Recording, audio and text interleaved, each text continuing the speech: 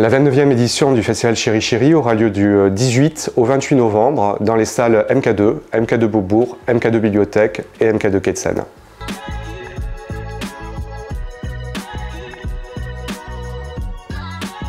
Alors Chéri Chéri, c'est un festival qui a été créé en 1994, à une époque où beaucoup de gays se mouraient du sida, donc un contexte assez tragique. Mais les créateurs du festival, en fait, ont fondé Chéri Chéri pour introduire une certaine visibilité à ces personnes gays qui n'étaient pas suffisamment respectées, reconnues. Et donc cela permettait, par le biais des images, des films, de rendre compte de leur vie, de leurs émotions et de leur rendre justice.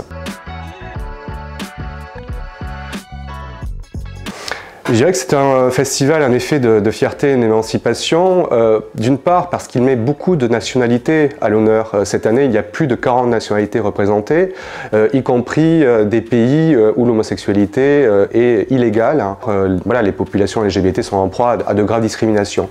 Or, Chéri Chéri permet vraiment d'offrir un large spectre au niveau des nationalités représentées, que ce soit le Nigeria, le Kosovo, la Chine, plein d'autres pays.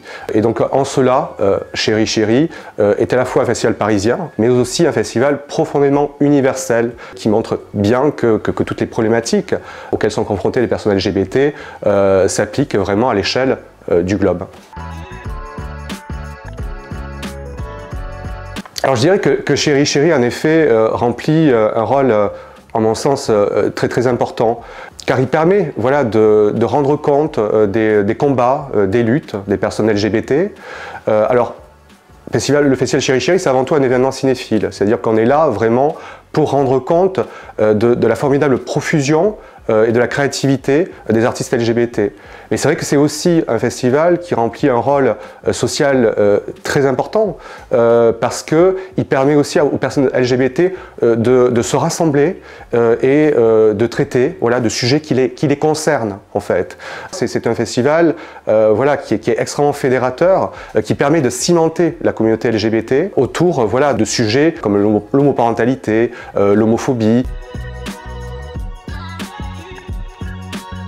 Les personnes LGBT souffrent quand même d'une certaine sous-représentation dans les médias, dans les films, dans le cinéma. En montant un festival comme ça nous permet vraiment de remédier à ces carences, de mettre en avant des modèles d'identification qui sont extrêmement importants, notamment pour les jeunes générations en fait, pour toutes les personnes gays, lesbiennes, trans, qui se découvrent, qui découvrent leur identité.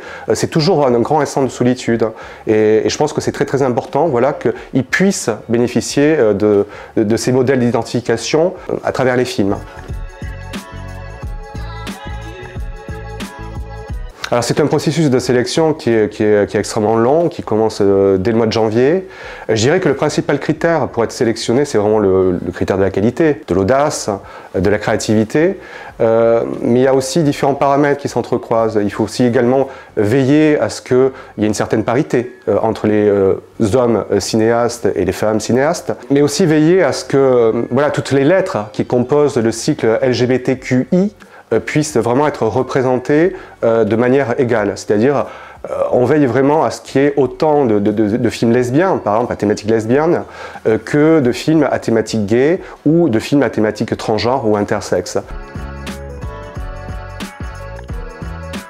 Mais je pense qu'à titre personnel, oui, j'ai la sensation en effet d'être un acteur de la cause LGBT, à ma petite échelle, en tant que directeur d'un festival. Je le sens tous les jours, moi. Ma récompense, c'est de voir tous ces spectateurs venir vers moi pour me remercier, pour remercier le festival, pour leur permettre d'avoir accès à des films qui les enchantent, qui les émeuvent, auxquels ils se reconnaissent totalement.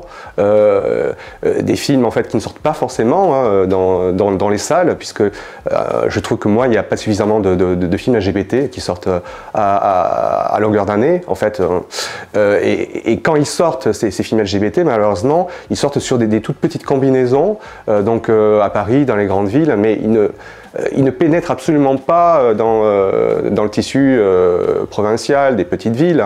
Donc il y a une vraie carence à ce niveau. Et donc d'ailleurs, il y a beaucoup de provinciaux qui viennent, qui montent à Paris pour assister au festival afin de voir un maximum de films LGBT, ces films qui manquent tant en fait tout le long de l'année chez eux. Cette année, on aura plusieurs films événements durant notre édition, et notamment notre film d'ouverture qui est très attendu. Il s'agit de Sans jamais nous connaître, le nouveau film d'Andrew Haigh qui avait réalisé Weekend il y a plus de 10 ans. C'est un film qui est vraiment resté dans toutes les mémoires, un film absolument culte. Et son nouveau film est absolument superbe. C'est avec Andrew Scott, Paul Mescal, Claire Foy, Jamie Bell. Et c'est un film qui est complètement à la croisée des genres, entre thriller psychologique, film de fantôme, romance torride. C'est un film absolument magnifique qui a à ne surtout pas rater. Donc le mardi 21 novembre au MK2 Bibliothèque, soyez au rendez-vous.